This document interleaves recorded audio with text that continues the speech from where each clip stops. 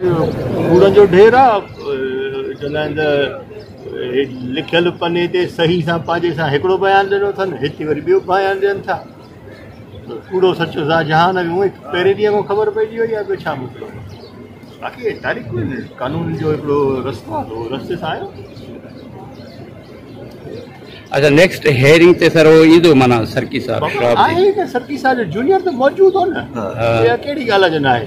अच्छा, इहो पंहिंजे लिखे इहा ॻाल्हि कर त साईं फलाणो कोन आयो, टीरो कोन आयो।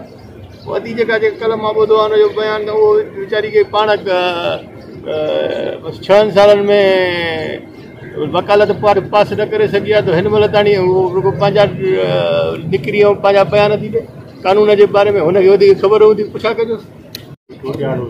कल्ह ई असांजो जेको शाह सरकी साहब आहे, उहो सुप्रीम कोर्ट जे एजेंट ते सुप्रीम कोर्ट खां एजेंटमेंट हुनजी वरितल, उहो आयो कोन्हे।